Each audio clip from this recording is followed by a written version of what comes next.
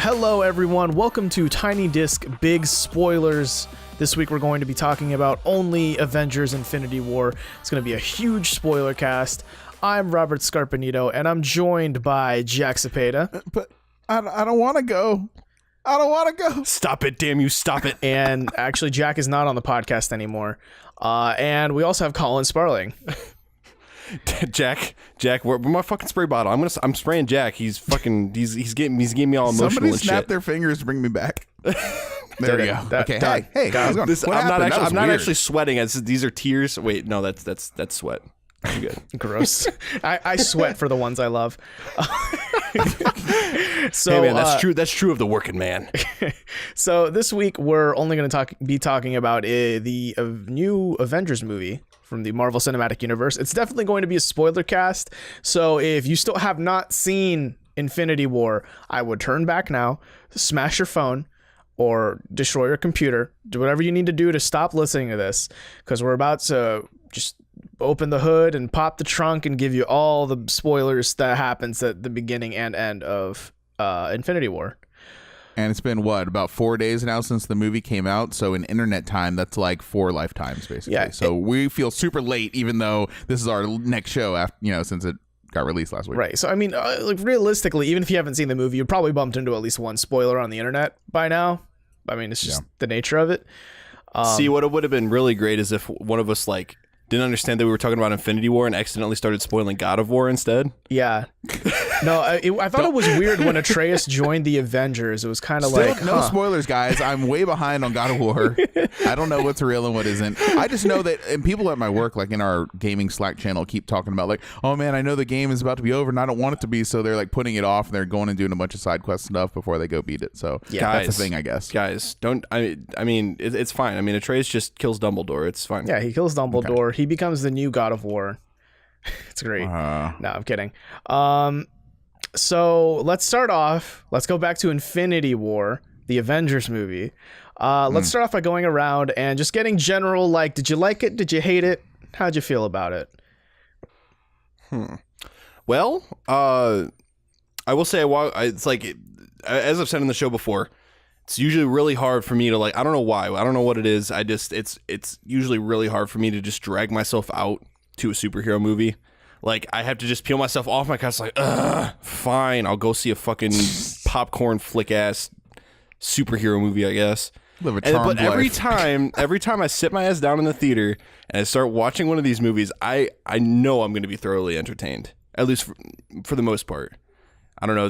Iron Man 3 was a thing, so there's that. Yeah. But I don't know. So all in all, I actually really enjoyed Infinity War, and boy, was it edgy McEdgelord. It was dark. It was a really dark movie. Yeah. I mean, I wouldn't call it edgy though, right? It was dark, but it wasn't. No, it wasn't edgy. It wasn't the whole movie was Tony Stark. I'm very emo now, and I hate everything. Can we please? So Can we just have Tony Stark with the fucking emo haircut covering one eye and everything? Yeah, swept over, his bangs just swept Spider-Man down. 3 the shit out of it. Yeah, no, yeah. I wouldn't say edgy is a good descriptor of the movie, but I think a dark ending is definitely for sure the way to describe it. I wouldn't be looking forward to superhero movies either if my 2 reference pools on this podcast were Iron Man 3 and Spider-Man 3, 2 of the worst superhero movies in recent history. I'd be in your boat too. Oh no, I don't want to go to that. No, I mean, I don't know. I think, and I've gotten more into, I think Infinity War was the thing that kind of inspired me to go back and look at the back catalog, at least a few of the movies, at least the ones people said were good. But yeah, for the most part, it felt really, I don't know, oversaturated to me. And it was, at least for a good while, you had to admit they were pretty formulaic. You know what I mean? In terms of writing and flow of the film, you kind of had an idea what you were walking into. Now with these movies like Infinity War and the other Avengers movies, Civil War and things, they're quite a bit different. And so I kind of appreciate that they're doing different things. Robert and I were saying when we came out of the theater, it's almost like you were reading the comic book itself. You could definitely see a panel saying meanwhile in New York or whatever, Yeah, I mean, so. I would I think it wasn't quite reading the comic, because I know the actual Infinity War comic goes way differently. But it did feel a lot like a comic book come to life in a movie. Right. And disclaimer, I do not know jack about like the source material, so But we I'm do not know gonna sit. we do know Jack. Jack, what do you think about Yeah, Infinity so War? I am a pretty big Marvel fan. Not fanboy though, because I had friends in grade school and stuff that really loved X-Men and like kept like pristine in plastic, like perfect, condition comics that are probably worth thousands of dollars now. Nerds. But I never really got that into the comic books. I tried to, but it just never really was my thing. But I remember when the X-Men movies came out, and I know that's not part of the MCU, but in the early 2000s, like I was kind of into X2 and the original X-Men with who's the guy who plays Wolverine? Hugh Jackman. Hugh Jackman. That's right. Hugh Jackman. Jackman. Yes, and so I have just always been a fan. I always loved the old Batman movies, and I loved even the new Nolan movies, as has been well documented on the show. But I have been really looking forward to Infinity War, like counting the days pretty much since Iron Man, the first Iron Man, because that was really what did it for me. And a lot of people in the country were like, oh, these can be much better than superhero movies of the past. They can do something different and have its own identity and have a quality film in and of itself. That's the first movie in the MCU, right? Like officially, right? I guess so. I'm not a historian in this, but it's definitely one of the early ones. It's kind of where I think it all started, right? And so I know the Incredible Hulk counts, but I don't know if that was before or after. There's a couple Iron Hulk Man. reboots. Yeah, there was an Ang Lee one, believe it or not, which is kind of a very weird movie in its own right.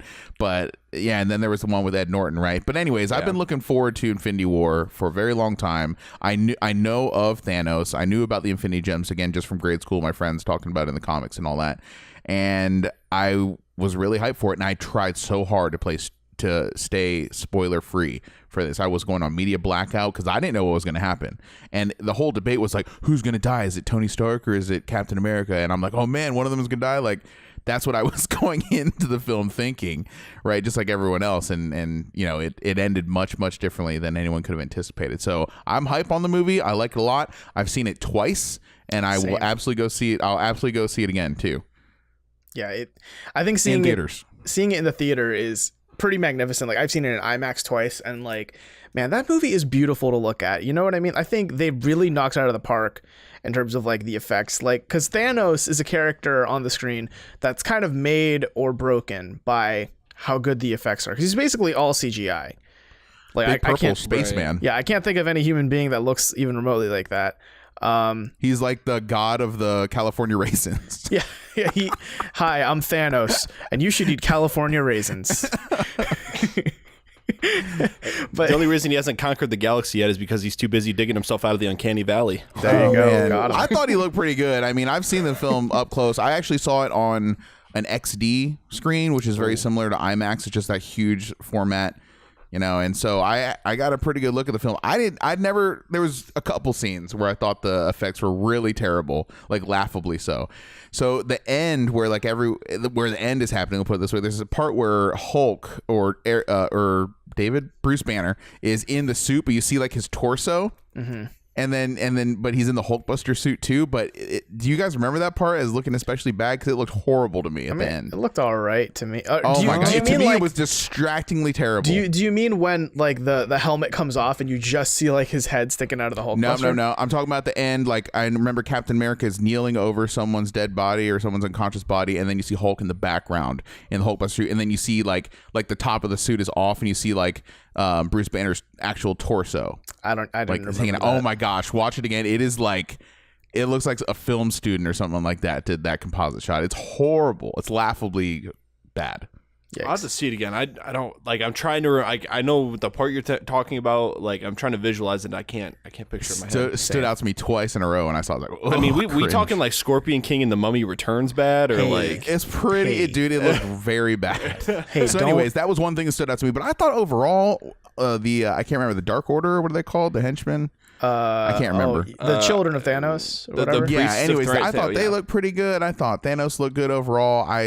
I was fine with it. I mean, I was good with it. It's funny because it's funny that you say that, because I feel like, Thanos looked very, very good, and his face was very emotive, as if they used some sort of complex facial capture almost. It looked like, but then like his henchmen, right? The one looks like fucking sticks.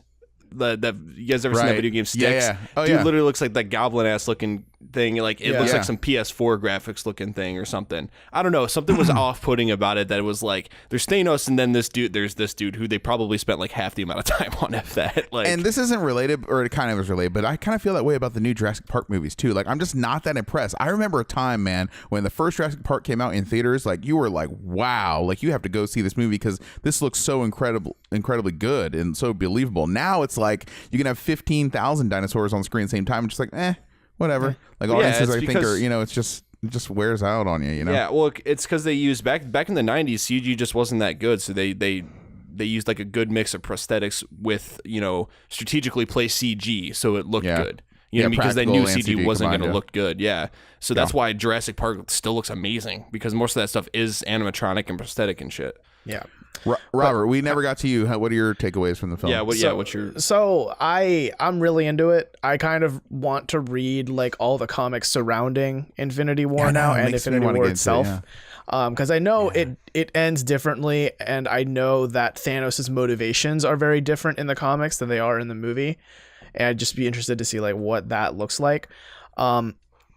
As far as the way the movie works, what I really liked about it is like, I don't know if you guys really noticed this, but like it was all action. Like there was very little like downtime.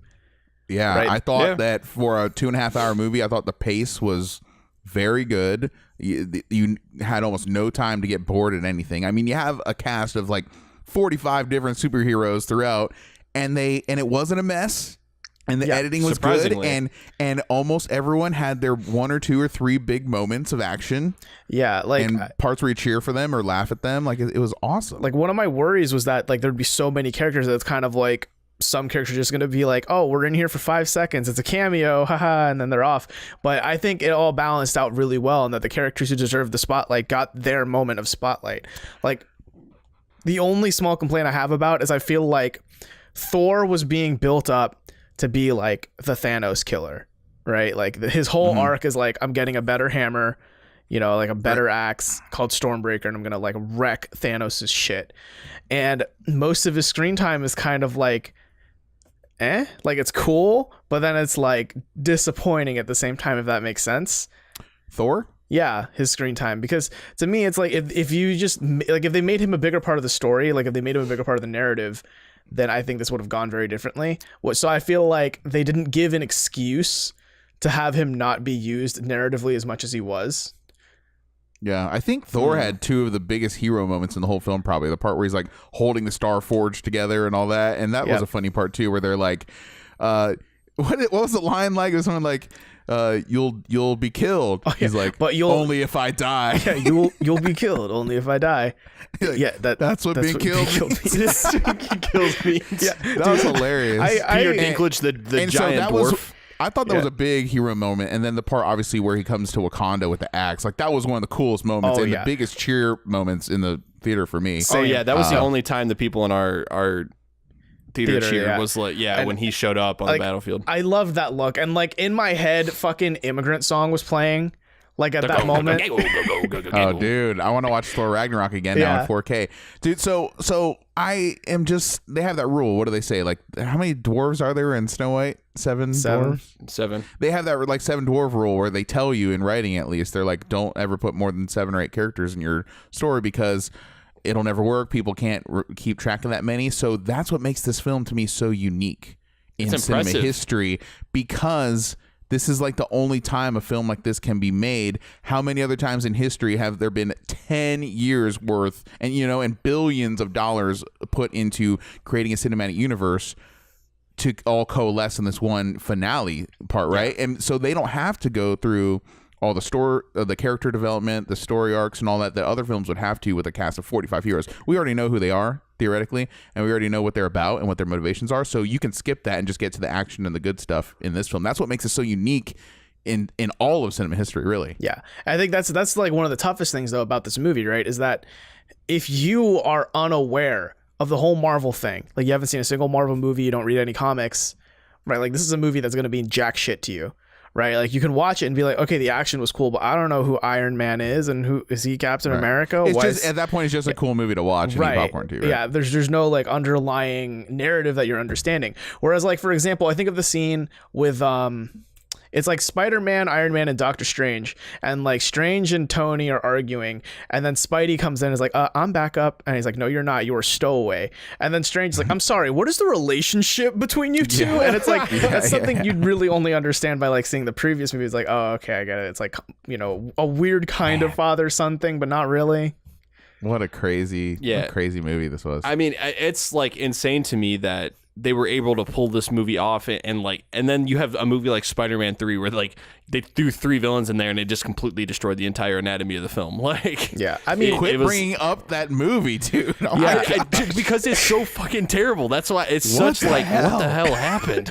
Like, they have it's this new just Venom so movie awful. coming out. If you're aware that hopefully they'll redeem the character. Oh, God, the trailer looked pretty bad. So bad. I don't think it looks that bad. I think the second trailer didn't look that bad. The first trailer is bad, but I don't know the overall like settings and like the way they're going about the story. I don't know. I'm not looking for a great movie, Venom. I guess I'm just looking for a competent, entertaining movie. I'm not looking for the next big thing. You know, right? I mean, that's true. I don't know, but like I will say, even kind of as an outside fan, like I wouldn't even consider myself like a fan of like the whole Marvel thing that's going on, but Infinity War is just a very impressive feat to me. Like the idea that they can, even though they had all this build up and stuff with all these different movies and all these different characters, the fact that they can give every single character like just enough screen time to like let you know what's going on with everyone is pretty amazing.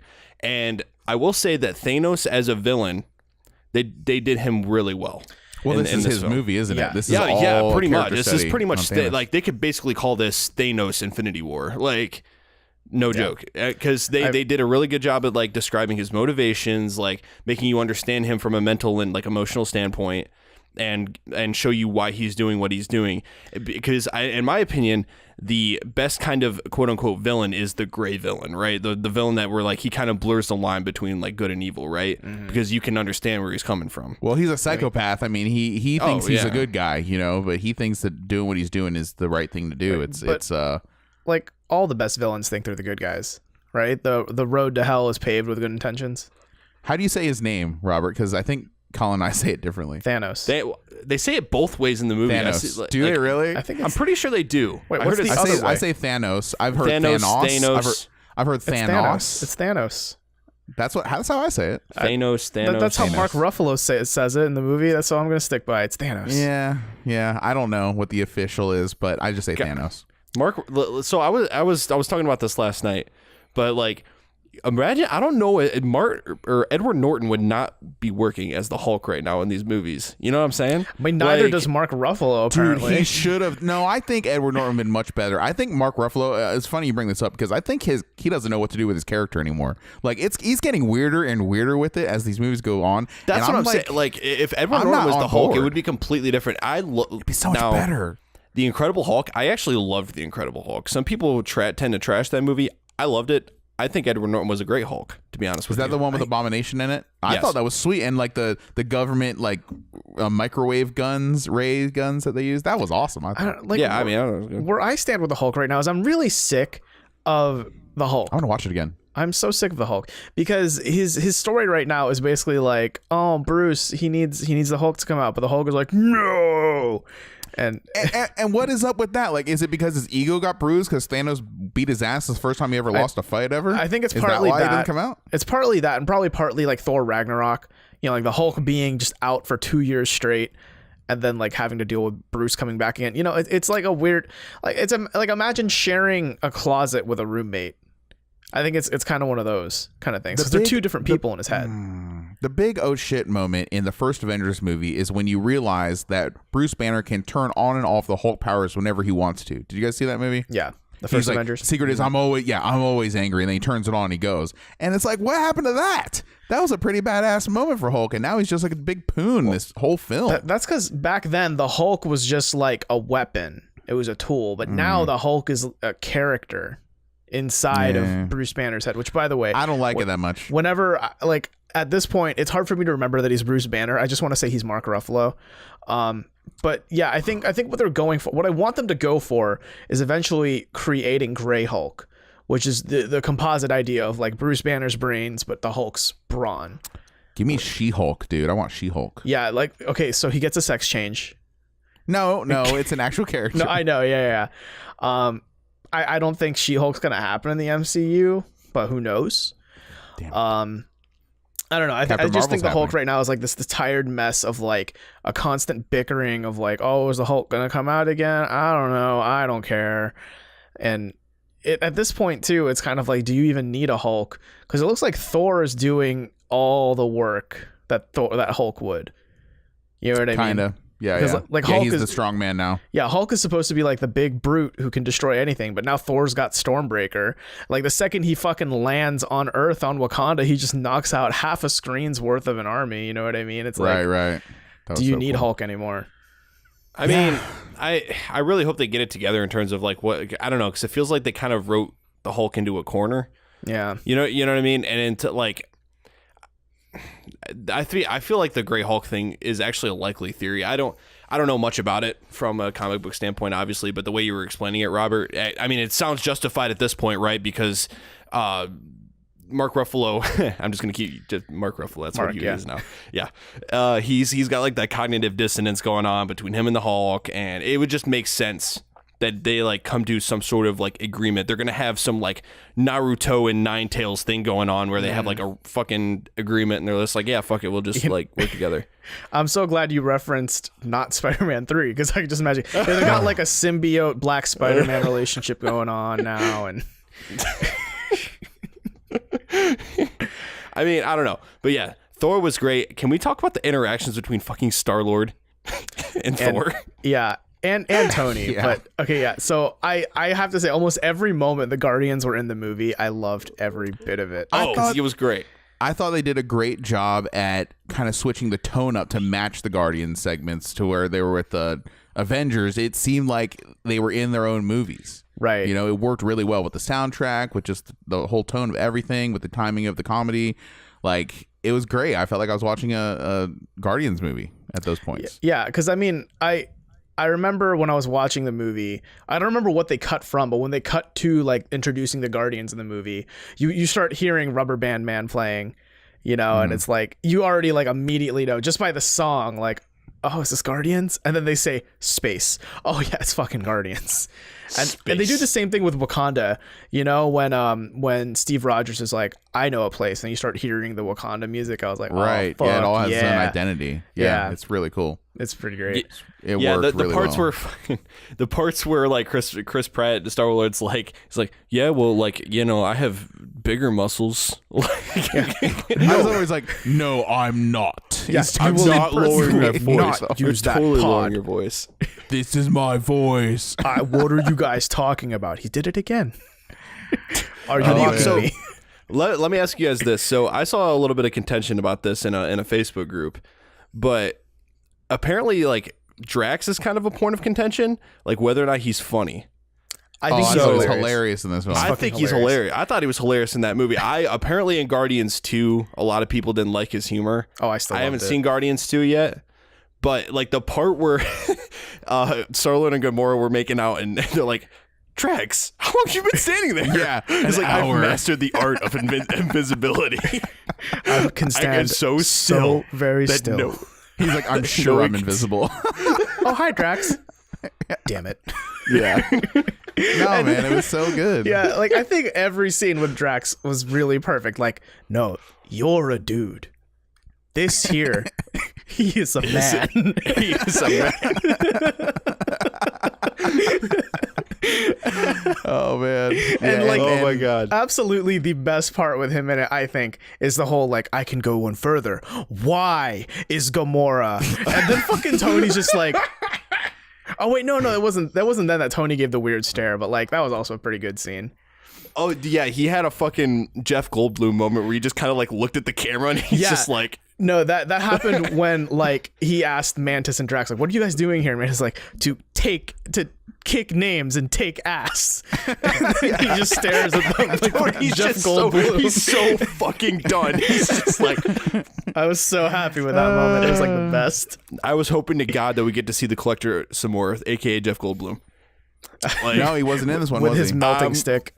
I was so upset because they referenced him, and I was like, Goldblum, Goldblum, Goldblum, Goldblum. I know. Because we saw him in the Jurassic Park trailer before the movie, and I'm like, oh yeah, I forgot he might be in this movie, and he wasn't. I was sad. I think he was cursed with like too minor of a role. And I mean, I guess it's not the worst thing because like even Red fucking Skull showed up in this movie, which no one I think I was expected. surprised, yeah. But at the same time, I just don't think the Collector's the kind of character who's going to show up again. I just want more awkward Jeff Goldblum stares at the camera. Don't we all? I want to talk about that scene you just brought up now with Red Skull's cameo. Like, for one, I wasn't expecting that. No, I wasn't at all. I was like, is that a Red Skull? At all. And why And isn't he being played by what's his name? He's Elrond and Agent Smith. I know the guy. I know the actor. You I know just can't remember his who I'm name. talking about. I'm gonna Yeah, look I it up, can't and I'm remember his gonna name. be cursing myself. Yeah, look that it I up don't for him, remember who it please. is. But anyways, Yeah. that was an awesome moment and really brought a lot of humanity to Thanos as well, too. Like, you learn a lot about him. Like, he's actually crying when he sacrifices his surrogate daughter. Gamora. Right? Like, you find out, you don't think that he does love her, but then he does. Like, it's like, Hugo oh, man. Weaving.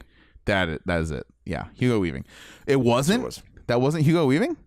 Are you sure? No, it was. You could tell by his voice. It didn't sound like him. It at was- all. it was a different That annoys actor. me. Yeah. It looked kind of Yeah. like him.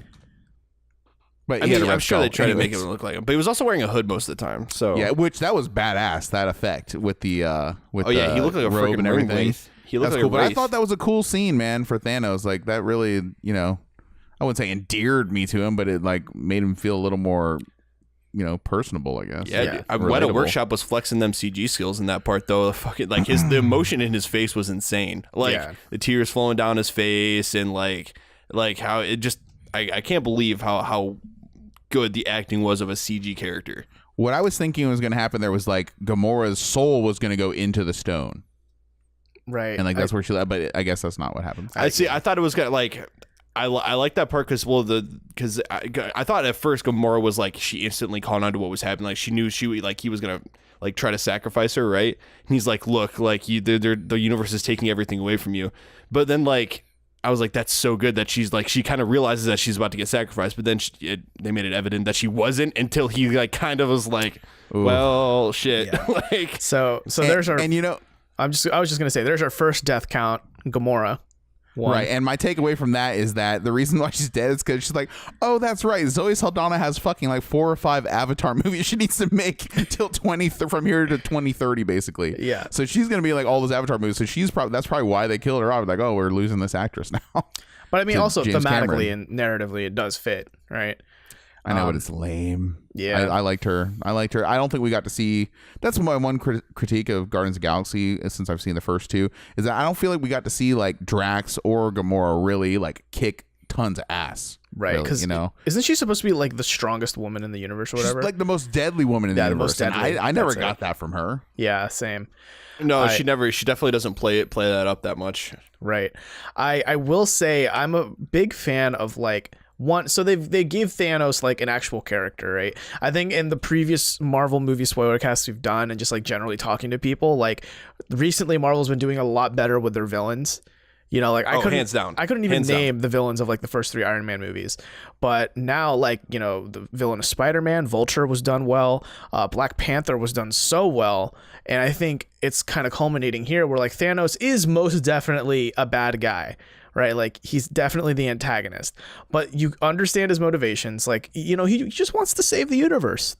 Resources are finite, and human beings and other beings just cut them in half, and then resources won't be as finite, and every planet will thrive and be fed and have full bellies. Like he sounds like a madman, but also the way he presents himself is very like you get it. You understand his motivations, right? Right. And I think because they've made such a believable bad guy, his interactions with all of the good guys, all the heroes, are so interesting.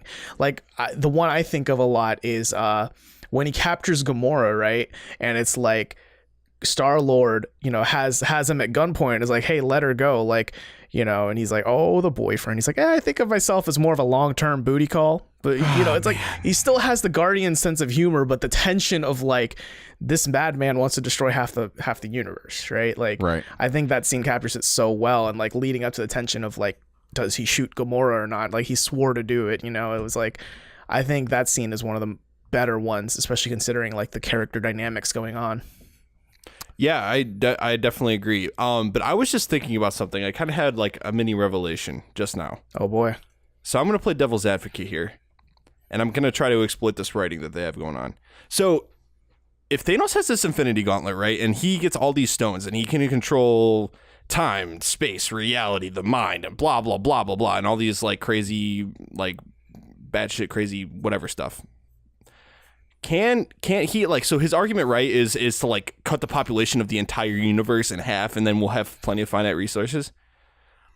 Why not just keep reversing time, or reverse to a time where they have a shit ton of resources, and just keep doing that until don't do that because there's Like, so many plot holes in this. it's so like, fucking like it's like, you yeah, can do it because if he's forever. implying he has so much power, then he could easily find a reality where he doesn't need to kill all these people.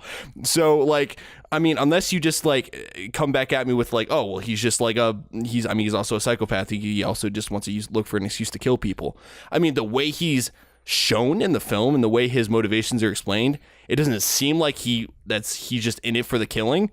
Like he's trying to give a good reason. He's like, yeah, I mean, to have more, you know, resources and blah, blah, blah. But it's like, dude, like you're basically a god now, so you could basically control whether or not people have these resources. Yeah, I think Polygon published an opinion piece saying that exact same thing. Like, why doesn't Thanos he just make double more the resources? Yeah, or whatever. And it's like, I mean, that's kind of a because thing. fiction and because fake conflict. Because then we don't have a fucking movie. Okay. Yeah, and part of me is thinking like, I don't really know if the Infinity Stones have that power. I mean, they're supposed to have infinite power, right? Like that's kind of their thing. But I don't know if they're like so infinite that they can create more like that. Like I don't think Thanos has ever created anything in the movie, right? It's always like, I mean, he reversed time and he got the final stone. Right, but I mean, in terms of like creating resources, right? Like I don't think he's ever created something out of nothing. Right, like all that he's done is like shoot a lot of power, like the purple stone, right?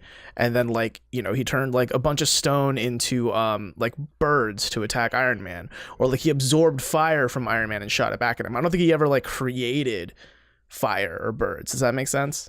I mean, that's fair, but he also, like when they were on Titan, he reversed time and showed that like how lush it was and stuff like that. Oh, and I think he just showed it. I don't think he like changed anything. I don't think he was just. I think that was was the different. reality stone.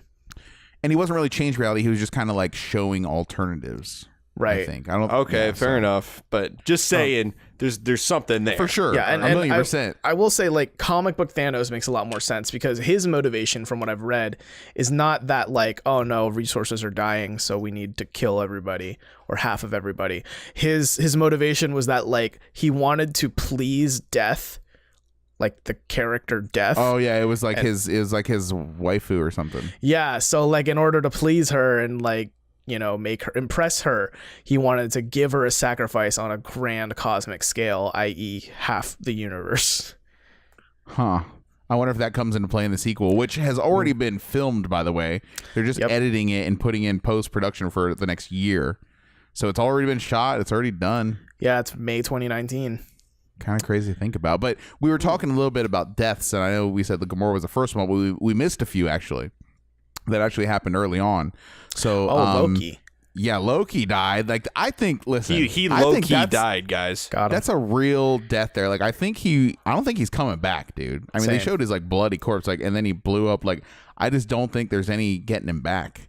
I think that, and then also Idris Elba's character, the guy who does the sword. Yeah, I was like, come on, man. Like, man, I liked him. that guy. I do too. I did liked him too. a I lot, thought too. he was my favorite character in all the Thor movies. He was awesome. Yeah, and so I'm sad to see him go. But I mean, I don't know. We're about 35 minutes into the show. Should we start talking about like kind of all the deaths and all that happened? Yeah. Okay. So I mean, it's no secret, right? Thanos gets all 6 stones, puts them on the gauntlet, and okay. Can I point this out, by the way? When he got the second stone in the beginning, remember his henchman or whatever? I don't remember. I think his name was Ma or something. He was like, "No being in the universe has ever been so noble and strong enough to hold not just one, but 2 stones, right? It made it sound like Thanos would have to go through like a lot of struggle, physical, mental, whatever, to even get more, like 3rd, 4th, let alone 6th. But like at that point, it just kind of was like just equipping a gem, you know what I mean? It was like super easy for him, and I was like, okay, that kind of doesn't fit, whatever. So maybe because he's like stronger as Hulk or something. I don't know. Well, he's even stronger than Hulk, I think, even in his normal Titan form. Like without the gauntlet. So essentially the movie ends with him getting all 6 gems, right? And Thor comes in, fucking throws his hammer or his axe, right? Which, by the way, now we have another Norse thing with an axe, right? God of War. Yeah, really. Yeah. So he throws it, and I do love how like Thanos was shooting the gauntlet at him, right? And the axe was just cutting right through it. Like that looked really cool, and it's kind of like a very subtle way to show like, yeah, Thor's got this shit, right? Yeah, he's got it on lock. Yeah, and then it fucking nails Thanos in the chest. He gets closer, pushes it deeper in, and fucking, you should have gone for the head. That's it. Like, dude, I was so shocked because Thanos got all of the gems in this first film. I thought that was going to take 2 films to get to. So, and then also, if you recall, the trailers that they released from Infinity War directly like misguide you. Like they show Thanos, or they show Captain America grabbing Thanos' gauntlet, and there's only 2 gems in it in the trailers. Yeah. So that's a lie, because when that actually happens in the film, he has all of them. I mean, I'm pretty sure they didn't want to give it away. Like, here's a trailer. Notice how he has all 6 stones. Yeah, I know, but right? They had to do that. But it's just interesting how they would directly like mislead you, you know, to subvert your expectations for the film. Because like I said, I was expecting it to be a 2-film journey for him to get all the gems. I thought maybe he'd get 2 or 3 of them this film. No, he gets them all, and then he snaps his fingers, and everybody dies. Basically, half of everybody. Everyone except the original Avengers. Yeah, pretty much. Because I mean, all that's left now. Maybe it'd be easier to say who didn't die than who did die. Yeah, seriously. I mean, it's a long list. Yeah, so you've got Captain America. He's still alive. Iron Man, of course. Hulk. ScarJo's character. Black Widow. Yeah. Yeah, that one. Who else? I guess Hawkeye's alive. He's he's not around. I guess we can assume the same for Ant-Man, maybe, because Ant-Man wasn't in the film. He's got a sequel coming out. Yeah. Yeah. I mean, so does Spider-Man. And so do the Guardians, right? Spider-Man's supposed to have 2 more sequels. Right. And see, that's the thing that actually really bothers me with the Marvel movies, is that we know their schedule like so far ahead that these deaths feel inconsequential. It's like, yeah, we know they're coming back somehow. Well, I knew, for instance, I was like, oh, well, surely they're not going to kill Black Panther. Surely not, after this, they did. Cultural phenomenon. They did. And as soon as it happened, I was like, oh, well, none of this means anything, because he's definitely coming back. There's absolutely going to be a sequel. Right. So that's when it hit me there. But you know what, though? If you're like a kid or a teenager, you don't know that shit. You're just fucking torn up inside, you know? Yeah. There were kids crying in my theater. Jesus. Oh my God. I mean, I will say that Spidey's death got to me, because that was sad. That was so prolonged. And just like, Mr. Stark, I don't feel so good. Yeah, it was bad. I don't want to go. I'm like, dude, fucking hell. I'm like, this is the intro to The Last of Us all over again. I was like, this is like fucking Schindler's List, man. Like, it was just so dark and morose in that theater. It was just so down. People couldn't believe it. You heard people sniffling and crying and stuff, and you heard little kids crying. I was just like, man, this is it's a pretty heavy movie for some kids to be watching. It's the craziest feeling movie theater I've ever been in. I've never experienced anything like that. And then it just kind of has Thanos there, kind of grinning, looking off into the sunset. And the music goes into a major mode at the end of it too. Like the last 2 chords are like da-na, like the end. It's a happy ending, right? Like it was fucked up, dude. It was just and then no one knew what to do. We all just sat there like. I mean, because like the excuse is that you're waiting for the end credits, which we'll probably get to later. But I will point out that, like, Jack, you mentioned earlier, like, this is Thanos' movie. I love how like in the credits they were like, Thanos will return. Yeah, because it's usually shit. Like, yeah, I mean, but like usually, right? Like the heroes movies, it's like Black Panther will return, Spider-Man will return, right? They turned a corner for me. Like when they had Josh Brolin cast, I was like, okay, maybe. And then they started making Thanos look way too much like Josh Brolin, in my opinion, and I started getting turned off to it. But after seeing the performance now, I think he was a great casted character, and I think that it doesn't bother me that he looks like him at all. So kudos to that. Yeah. And now that I think about it, like Thanos is really weird when it comes to women. Like his interactions with them. I mean like he always calls them my child. What's wrong, my child? Like even Scarlet Witch at the end, right? Like after she had broken what's his face? the name of the dude, Vision, Vision. right? After she destroys Vision's like gem, and she's like crying, and he's like, "Don't worry, my child, I've been there." It was like so weird. It's like, dude, you're trying to comfort her, and your finger is bigger than her head. Like, what's happening here? I didn't even pick that up. Yeah, huh? This is no time to mourn. And then he's like, "Nah, it's all good, fam. Like, I'm still gonna get the stone." There's no time at all, actually. And then it just rewinds, and it's like, okay, cool. Yeah, I was like, he's still gonna get the stone. It's cool, whatever. Yep. And then he gets it, and then he doesn't even use the power of the 6 stones though, like against anyone except like not even Thor, right? Because like right after he gets the 6th stone is when Thor throws the hammer at him. So it's kind of like you don't really see it in action except for the snap. Well, I mean, at least we know he's like beatable. You know what I mean? Maybe. I mean, Thor caught him off guard there, right? Like, I mean, think about it. Like, in terms of where Thanos is at right now, like, if he has all 6 Infinity Stones, he controls everything. He controls reality. Yeah, how would you even begin to like beat him at this point? If he sees you or thinks about you, he can just think, "I wish you didn't exist," and then you won't. Yeah.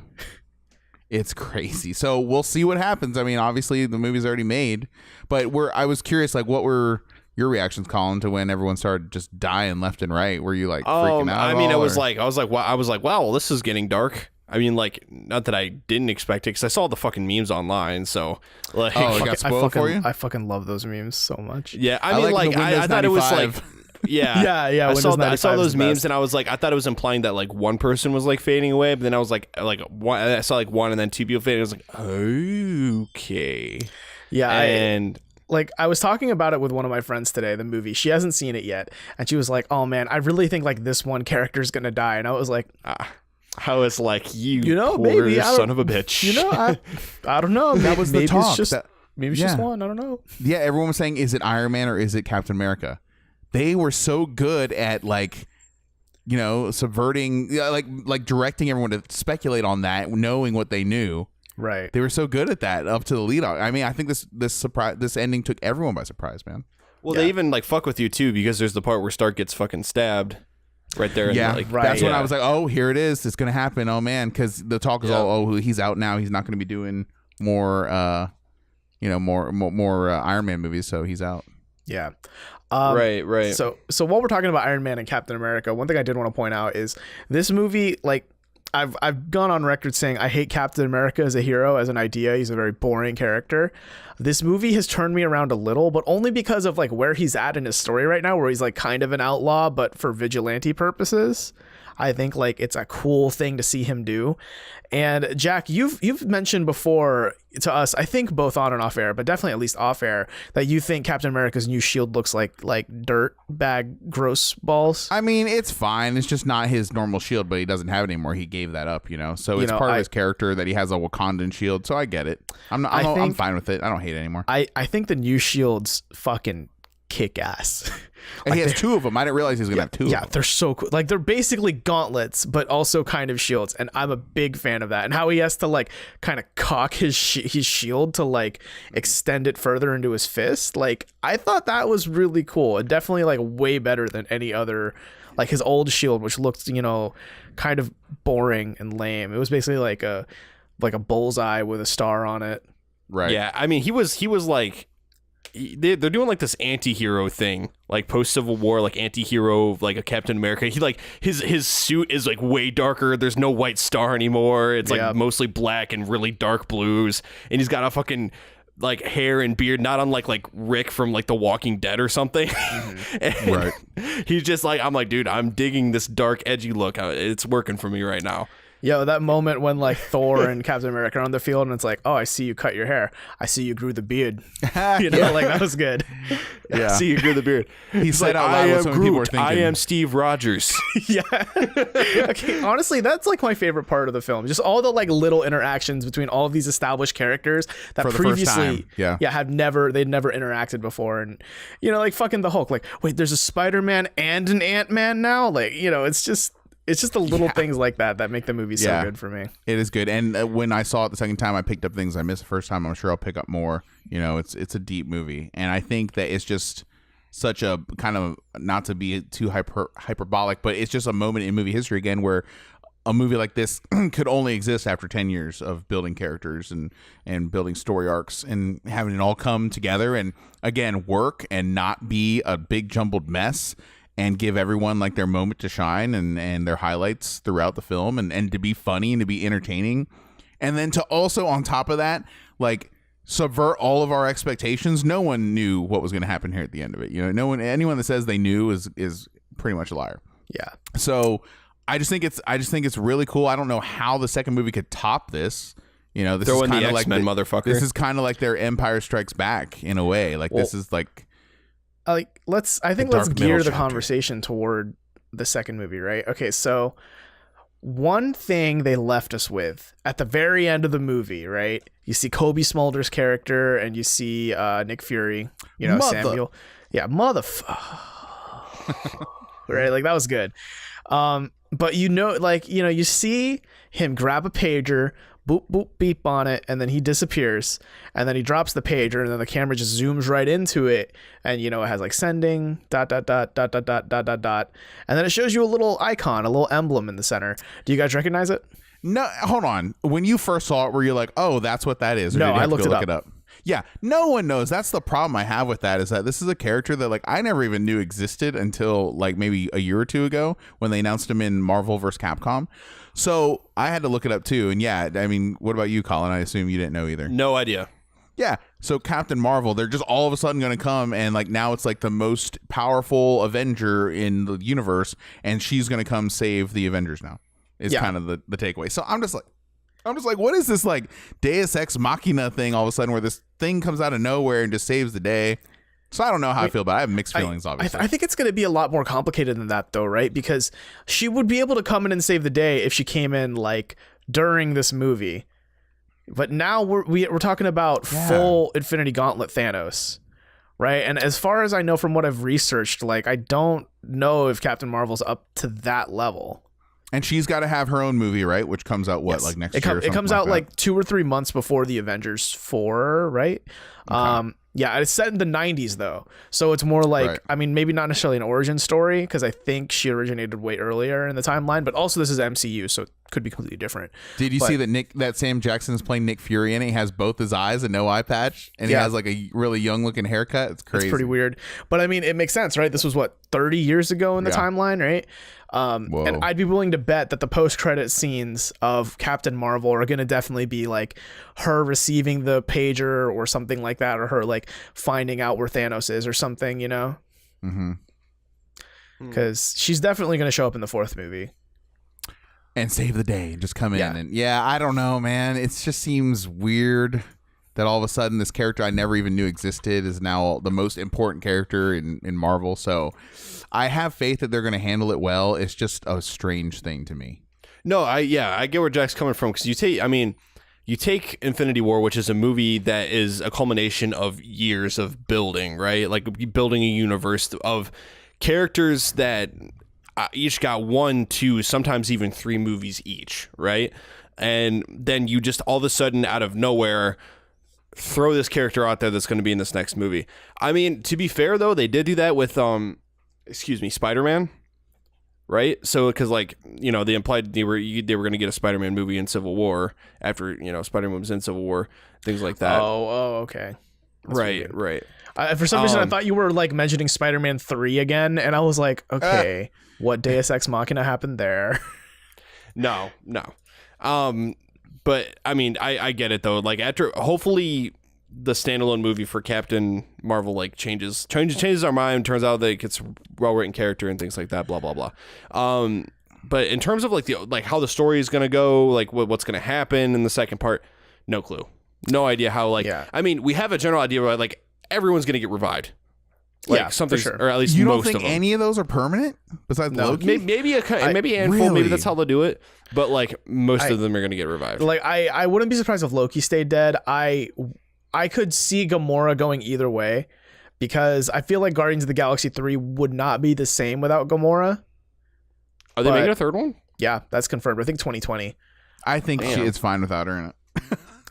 I mean, but she's the love interest of Quill. She's been the love interest since the first movie, and like you finally got some kind of payoff in Infinity War. But wow, so you think Gamora? So you think every death is getting reversed in this film? Almost. You think Gamora's coming back? Time Stone, yo.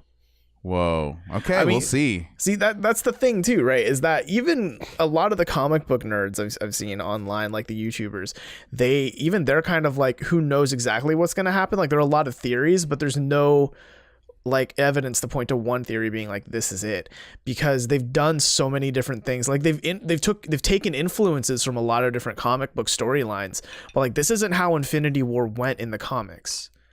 So like how it is going to continue, no one knows. They could bring in Adam Warlock, who's basically like Space Jesus, or they could bring in the Celestials and make them say like, no, fuck you, Thanos. And you know what I mean? Like there's so many different ways it could end.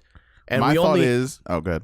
We only have 2 movies before them. We have Ant-Man and the Wasp, which, I mean, we didn't even see Ant-Man in Infinity War, so who knows what that's going to mean. And then Captain Marvel, which is like, kind of has a bit to do with it, since she's probably going to be the Deus Ex Machina for Infinity War 2 or whatever they're going to call it. But that's kind of it before we see the conclusion to this Thanos arc. Disney has Fox, X-Men. We're going to see the X-Men. I don't think so. My final That'd thought be so hyped, is though. That is on the deaths is that if you saw someone's dead body like Vision, Gamora, and Loki, if you saw that and like blood's coming their mouth or head or something like that, I think they're done. I think that's the end. It's over. Fair. I think that if they fade it into the ash, then they're eligible for resurrection. And the only one I'm sure is getting resurrected is Black Panther. Oh, I'm sure I guess Spider-Man too, right? Yeah, anyone where I'm like, oh, well, there's a sequel coming out, so obviously. Like, there was a part of me. There was a part of me that toyed with the idea of like, oh, maybe they're just going to introduce like a new Spider-Man, like Miles Morales or something. But then it's like, no, this is high school Spider-Man we're talking about right now. There's no way Miles would replace him this soon. Yeah, and I mean, I just want to say I hate being that guy, but it's inevitable. I don't hear too many people comparing this movie to Justice League, but I mean, it's understandable. But it's like not comparable at all. And do you even remember Steppenwolf? Like, you know, like you remember Thanos, but who the fuck remembers Steppenwolf? Well, that's because Steppenwolf wasn't built up to, like, he was just, I am evil and have a deep voice. It was just like, listen, like, this is how you do a good movie, and that was not how you do a good movie. It's just like, it's so a good movie with contrast. CG, with good CG. Ooh, got him. Ooh, hear that? Bad. Hear that, DC Universe? Get wrecked. So the next movie's coming out. So they had the Ant-Man and Wasp trailer come out recently, which I thought was hilarious. Also, Deadpool's coming out. It's not part of the MCU, I don't think officially, but no, it's not. But that's like what, in a week or two? No, it's in a couple. I think it's the 17th. Wait, is it? 17th? I think it's 17th. Anyways, how weird is that? Also, that Josh Brolin Thanos is playing Cable in the Deadpool areas. That's super weird. And then also, guys, I was thinking about this as well too. So, do you guys remember when they remade for the Western Hemisphere Old Boy, and Josh Brolin was the main character? No. Okay, they remade Old Boy, that awesome movie on Netflix. They remade it for America, just like they did with Girl with the Dragon Tattoo. Remember that? Mm-hmm. They remade it. Anyways, Josh Brolin is the main guy, and friggin' Elizabeth Olsen, Scarlet Witch, is like the love interest in that film, and there's a love scene in it. So Thanos is basically doing Scarlet Witch in that film. Oh, gross. It's so weird to think now after you see this movie. It's like, oh, yeah. So what I want to know is like, why did they even have to make Paul Rudd Ant-Man? They could have just made Paul Rudd like the superhero, and I would have watched it. Like, name me one. Like, does anyone not like Paul Rudd? Let's be honest. Like, he's a likable guy. He is. Paul Rudd is great. He looks exactly the same from like the 90s when he was in Clueless with Alicia Silverstone. Yeah, he was in that Super Nintendo commercial. I love, like, he had a cameo in Parks and Rec for a couple episodes, and like they joked about how he was like, oh man, I don't know how to beat it. Like, he was a campaign opponent. Like, I don't know how to beat him. He's just so handsome and charismatic. It's like, yeah, that's basically Paul Rudd. One of my favorite roles he ever had was in Forgetting Sarah Marshall. Pop up, do less. Pop up. That was one of my favorites. Yeah, I haven't seen the movie in a long time, but I Love You Man is like my favorite film he's ever been in. So I don't know. So man. should we transition to the? Oh wait, no. I guess we already talked about the post credit. Should we transition to what we think is going to happen? in Speculation. episode 2? Yeah. Infinity. Is that what they're going to call it? The subtitle. Avengers: Infinity War, the second one. I think they're going to call it. I think someone said they're going to call it Avengers because it's 4. I think they're going to call it Avengers Forever. Oh, that'd be forever. Cool. So we'll see. Because I imagine in that movie at some point, fucking Iron Man and Captain America are going to bury the hatchet or two that they have, and just get over each other and finally work together. And I imagine at first it's going to be like a strictly professional, like we're doing this as a professional courtesy, as Iron Man said in the Infinity War. And then it's going to turn into them being like actual friends again. If they do some stupid like DCEU stuff where, let's say, Iron Man is ricocheting his laser beam off of Captain America's shield while Thor is like holding down Thanos or something like that, and then there's just a scene where they're like making this Triforce laser thing and everyone's going, oh, and then Thanos dies. If that's the way the whole thing ends, I'm fucking out. That'd be the lamest shit. I mean, I have no idea how it's gonna end. If I had to guess, what if they got Thanos in the same position they had him in on Titan before Chris Pratt was a douchebag and like let his emotions get to him? You know what I mean? They were like about to get the gauntlet off. Like you see it off. You see Thanos' actual skin hand, right? That was like, one of my favorite scenes too, where he like shot Thanos and then like flicked him off and like jumped back into Doctor Strange's portal. That was so good. And also Spider-Man using Doctor Strange's portal, magic punch, magic kick. Yeah.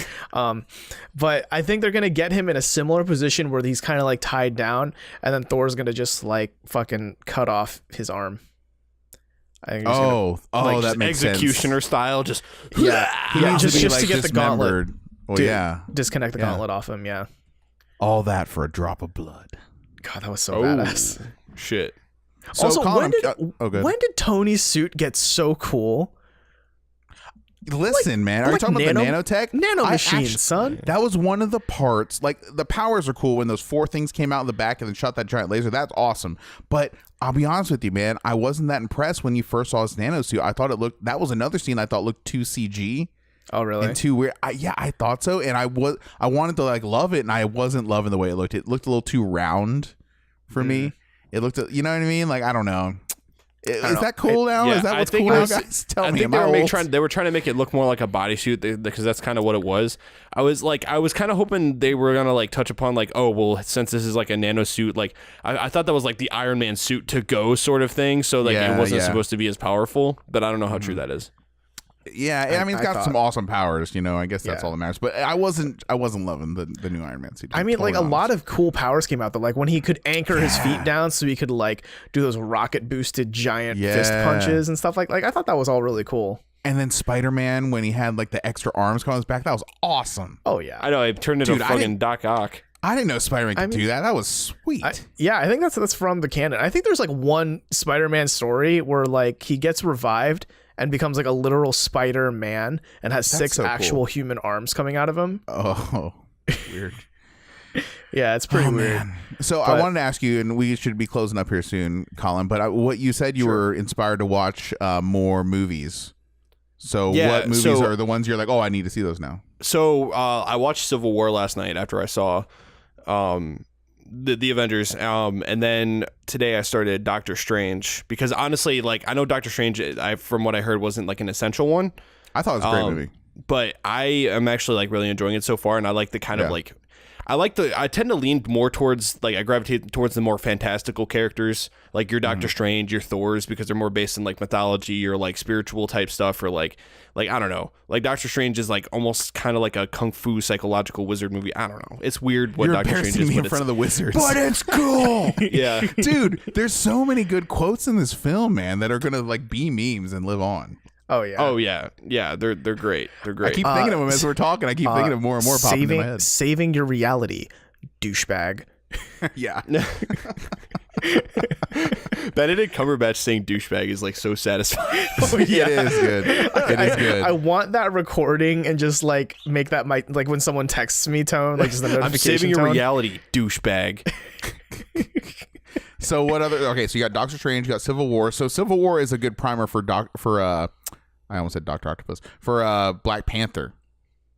Which he did It not ties see in yet. really well. Yeah, which you No, still I need haven't to seen. I haven't seen Black Panther yet. By the I'm way, going to see it. maybe we should say like what?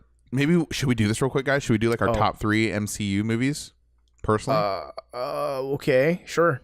okay. I think I'm gonna go. Oh God, this is where does hard. this one fall? I think my third favorite one is Thor Ragnarok, and I got it. And my second favorite one is Infinity War, and my first favorite one is Black Panther. Okay. That's my order. So I'm a big fan of Iron Man 3. No, you're not. You lie. Spider-Man 3 was kind of a revelation. Really changed Peter Parker's character. That's not part of MCU. Okay, no, but for real, I think for me, number 3 would be Spider-Man Homecoming. Like, I think that's the very Spider-Man movie I've always wanted. And It might be my number 4, yeah. it delivers to so well. Number 2 is probably Black Panther right now, because that movie was amazing. Yeah. I mean, it had a lot to say about like the culture of America as it is today. And it just, as a movie, it was, just shot really well, directed very well, great narrative throughout. Oh, yeah. And then at the top right now for me is Infinity War for MCU. Wow. I think. Yeah. Cool. But keep in mind, I haven't seen a lot of the other like really big ones that people praise a lot, like Civil War. I haven't seen Doctor Strange. I haven't seen. None of the Captain Americas. You've seen all of my favorites, I guess. So the top 3. I mean, I've seen the first Avengers, but not Avengers 2. But I've heard like that one's not essential. You know what? Like, I was thinking about this. I was actually talking about this with my wife today. Like, so Avengers 2 is not great just because it's not Avengers 1. If it was the first movie to come out, it would have been more highly regarded. But it's just that expectations were so high because Avengers 1 was so good. But Avengers 2 has very, very, very pivotal moments in it that are referenced and talked about in every Marvel movie that comes out afterwards. Yeah, because isn't that when the UN got bombed? That's part. I think Or is that's that Civil War. Civil War? Is I it think it's Civil War. Sokovia? Yeah, Isn't it Sokovia, Sokovia? and that Yeah. like has reverberations throughout the MCU ever after Avengers 2. So that's Yeah, kind of 'cause where that's- it all that's goes the- down. You haven't seen Civil War yet, Robert, right? Yeah, Nope. Korra Yeah, 'cause tapping and all that. Yeah, it all ties Yeah, into the big point of contention, like a huge plot point, is like it's because of Sokovia that they start like the whole like replotting how they should like register superheroes and stuff like that. Like it's because so of that. that does come into Civil War in the film. that. Absolutely. Yeah. Okay, cool. Okay, so we got your top 3, and Colin, you've only seen 3 MCU movies. So what are the 3 you've seen? I've seen Spider-Man more than 3. 3. I know it's a joke.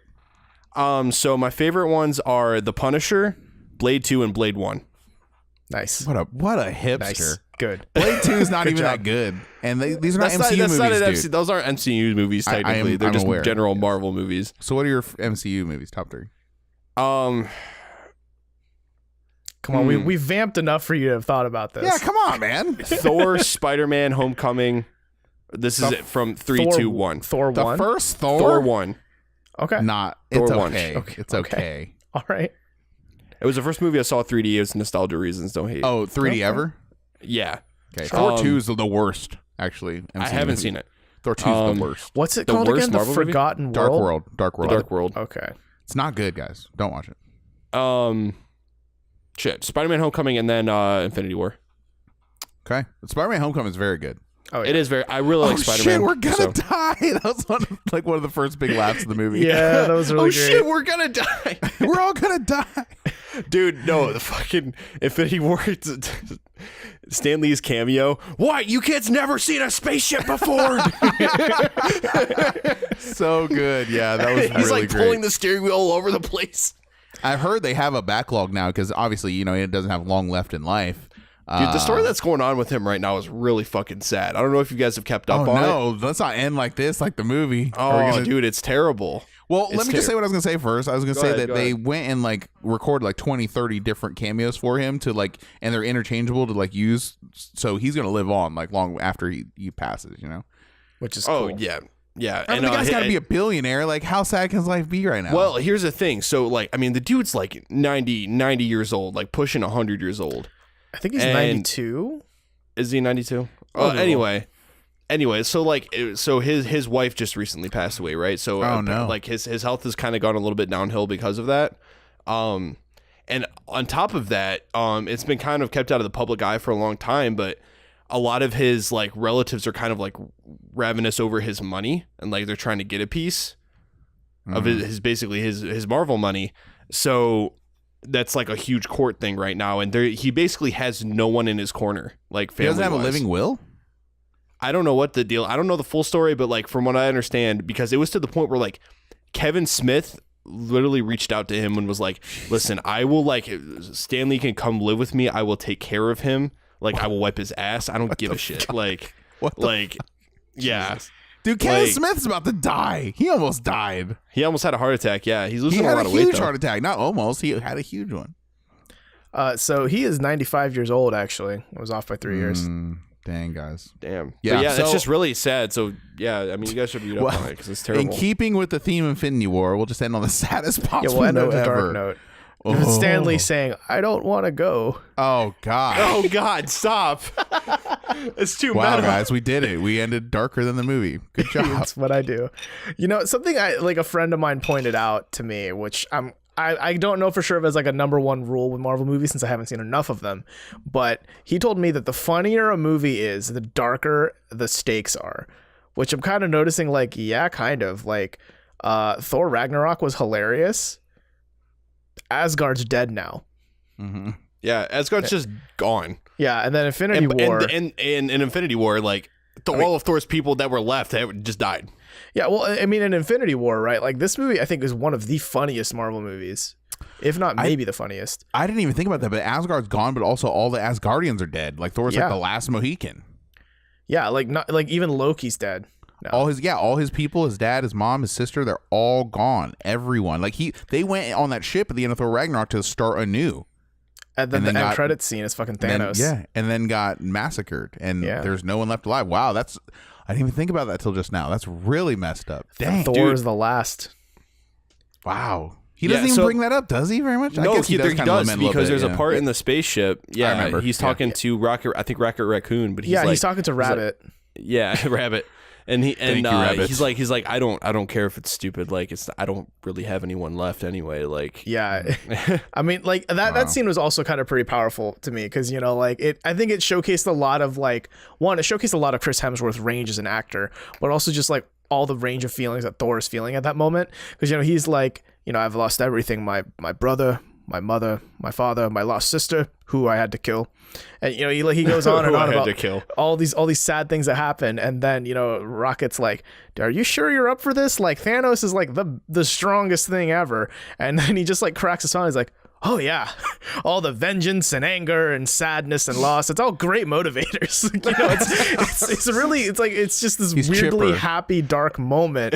And then Star-Lord's like, "I had to kill my mom." Yeah, and then at the end, you know, he's like, "Well, I mean, if I don't win, I've got nothing left to lose," right? And there's a little bit of tear coming out of his eye, and then I don't know, it was just a great scene for him. The Thor character has definitely evolved for the better, and Hulk is in a weird way right now. I think I don't know if I don't like him.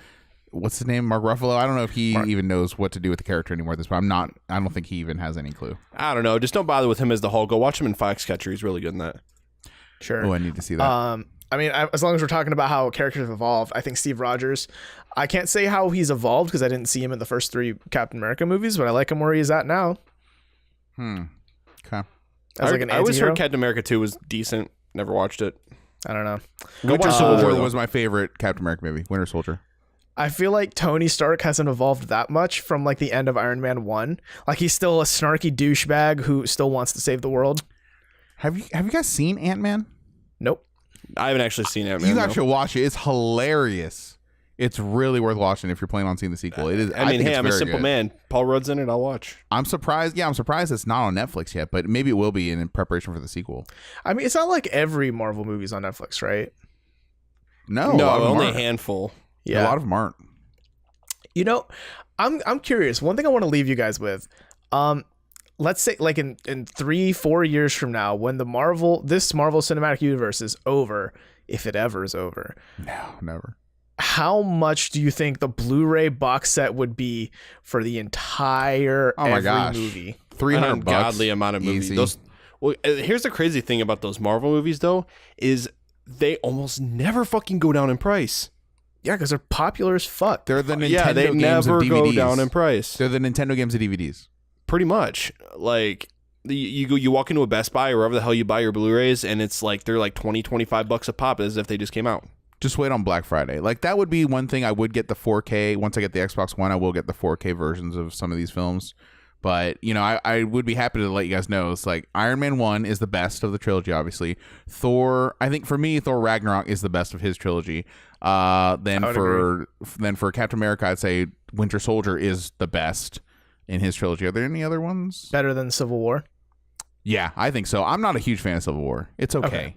But I think 2 is much better. Yeah, I think 2 is much better. I stand behind that for sure. Yeah. Ant-Man's very good. Obviously, Doctor Strange is a good time, but still all of them. Spider-Man's a great movie, but still all of them for me, Black Panther is the one. If I had to tell someone who's never seen any of these movies to watch one movie, it would be Black Panther.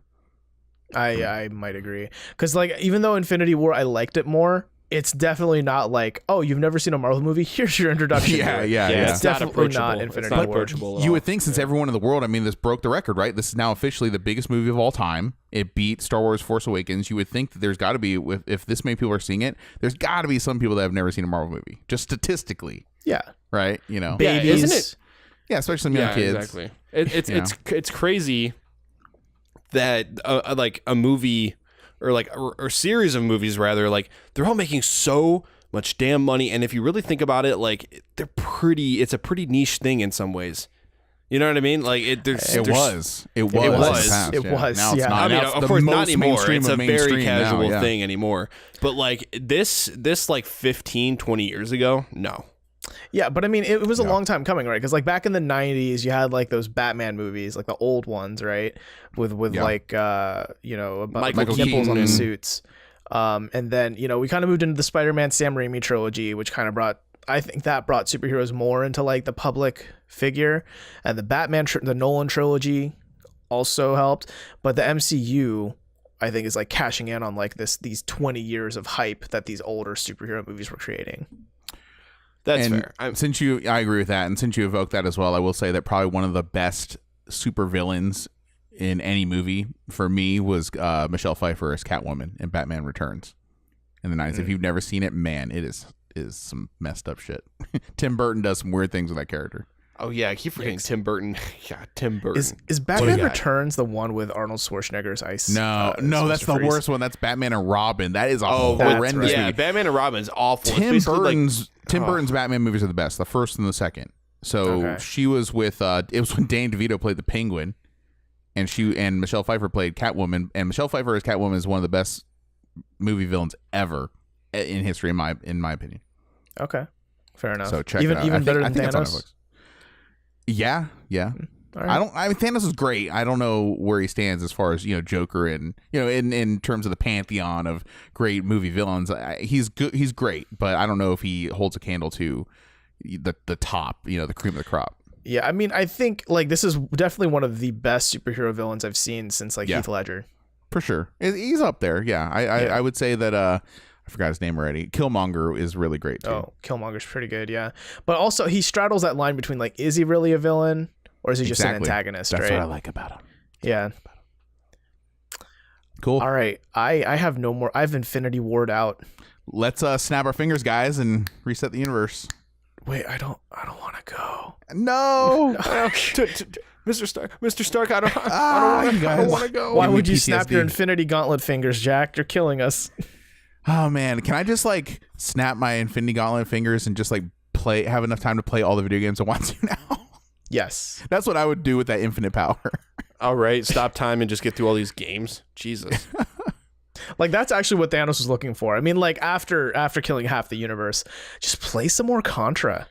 Can we talk about how they have completely failed with how successful this MCU is now? Like how they've completely failed to capitalize on it in video game terms. Like there's almost nothing now. Yeah, there's no with the exception of Spider-Man coming out in September, there's not really anything. Yeah, that's the one standout. But this whole 10 years, there haven't been any great crossover. Yeah, and even then, that Spider-Man game coming out in September, like that looks great, but it's also not like, it's not Tom Holland. It's not MCU Spider-Man. It's just Spider-Man. that's going to be like their Arkham Knight, right? And Arkham if City, anything, Arkham it reminds me Origins. more of the Raimi movies. You know? Yeah, a little bit. Yeah. Okay. Yeah. So, do you guys have any closing thoughts? Infinity War was great. I'm going to go watch more Marvel movies, I guess. Finally, It kind of catch up converted a you. little bit. It kind of pushed you over a little bit of a ledge. A Wow. little bit, yeah. Cool. In terms of like Civil War, more of an expositional movie, Robert. Just an FYI. That's kind of like, it's definitely like fill in the gaps type of movie. It's not really so much. Yeah, of like, I know Infinity War is special in that like not many movies have this much action in it. Like there were two simultaneous fights happening at once in this movie. It was pretty epic. Yeah. So my final thoughts are, after Ant-Man and Wasp come out in a couple of weeks or a month or so, there's going to be a break in the MCU for a while, and we're not going to get anything, I think, for the rest of the year. Yeah, so, I think June because- is it. yeah, Disney's going to be pushing that Star Wars hype. exactly. So, look forward to the Solo movie. Okay. Oh, yeah. So, anyways, Oh. Infinity War, one of the greatest, one of the best superhero movies I've ever seen, easily. And I've seen it twice again. I will own it. I will buy it. I will buy the hard copy. I will go watch it in theaters multiple times again. So that's my final thought. I loved it. Yeah. My final thoughts are, before the movie started, I saw a trailer for Solo, and I remember thinking, why isn't it coming out this week on May the 4th? Like, that just makes too much sense. You could have cashed in on all that good hype. And I know that it's just Disney not wanting to, clobber with Disney, but also, like, the Solo movie doesn't look good. Infinity War is way better. Go watch that. On May 25th, when Solo comes out, go watch Infinity War again. The worst part about the Solo movie is the guy playing Han Solo. I think everything else seems okay. I don't know. It's But the main character just is not working for me. We'll see. Yeah. So I think, MCU fucking knocked it out of the park. I think it's finally like, we're at this point now where all these 10 years have been worth it. I think no matter what your opinion is on Marvel movies, like Infinity War has made it such a good, universally good payoff, I think, to like invest any of your time. I feel like we've been watching you turn a slow corner towards the MCU over the last year doing the show, Robert. Yeah, it seems like you kind of warmed to it. You weren't so warm before.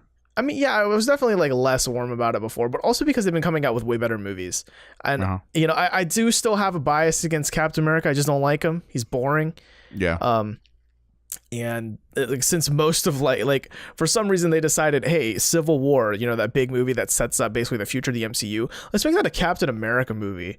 I was like, fuck it. I don't care. I'd be curious to see what you think of Winter Soldier.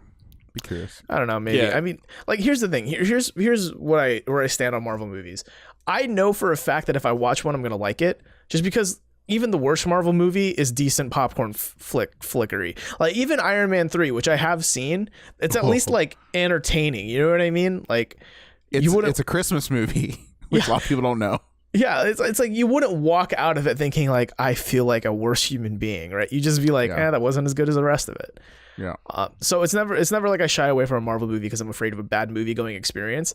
It's just like at this point it's so like so many of them are good. It's kind of like, where's the best ones? Like, damn, the Mandarin really hates those fortune cookies. That's it. Yeah, there you go. So I think that does it for us for this spoilerific infinite episode of the Tiny Disc Podcast. If you enjoyed what we did today, you know what, you can email us, leave us your comments, feedback, tips, any spoilers that we missed that you want us to read live on this pre-recorded show. You can send them to us at tinydiscpodcast@gmail.com. Yeah, they'll do that. Yeah, please don't. You can go to our website, tinydisc.com, where you can find all of our social media links as well as all of our previous episodes. We talk, like, every episode before this has just been Infinity War like speculation, culminating into this episode actually. You lied. Normally we talk about video games in life. This is your first episode listening, so stick around if that's what suits your fancy. You can leave us a review on iTunes if you enjoyed what we did. It would really help us out. It'd mean a lot. If not, snap your fingers, and eventually half a universe's worth of iTunes reviews will be left by all your friends. Yes. Oh my god. If only. So where can we find you guys online on the internet? You can find me at booboo__55, aka Colin in Mono. Also, we totally didn't talk about Thor and his eyeball. He just kind of magically got his eyeball back, but okay. Yeah, I mean that felt like such a minor plot point. I mean the best part about it is that it was stuck up Rocket's ass. Oh, That was the best part. Yeah, so send me some raccoon ass eyeballs. Try to say that 3 times fast. Raccoon. Yeah, send pictures of that to Colin, please. Hey Jack, where can we find you online? On Instagram at Mr. Cepeda. Awesome. And you can find me at Pinoptimist, PINOPTIMIST, on all the social media platforms, and I'll be there. Thank you so much for listening to the Tiny Disc Podcast, Infinity War. And we'll see you next Thursday. It's Colin, man, not Colin. Raccoon ass eyeballs.